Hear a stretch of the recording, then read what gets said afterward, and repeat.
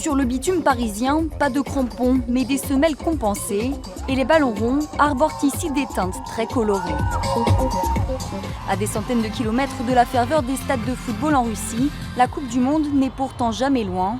La marche des fiertés met justement cette année l'accent sur les discriminations LGBT dans le milieu sportif. Et les matchs du moment en sont un exemple révélateur. On sait très bien que pendant les Coupes du Monde, il y a des groupes de supporters qui chantent, qui ont des chants homophobes.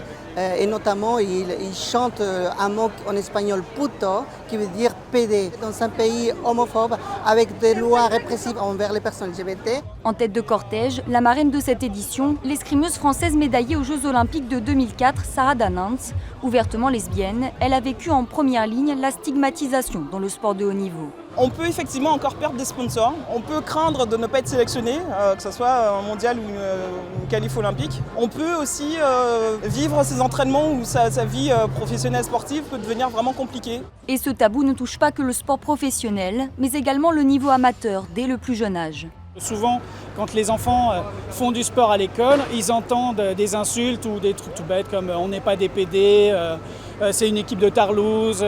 Finalement, vous vous désociabilisez de la partie sport et vous n'avez plus envie de faire du sport parce que vous êtes un peu différent des autres. Malgré cette loi du silence, certains sportifs professionnels ouvrent la voie. Pas plus tard qu'aujourd'hui, le footballeur américain Colin Martin a fait son coming out sur Twitter. D'autres, comme cette militante LGBT britannique, n'hésitent pas à vivre leur passion sportive jusqu'en Russie et à afficher leur orientation sexuelle en dépit des menaces.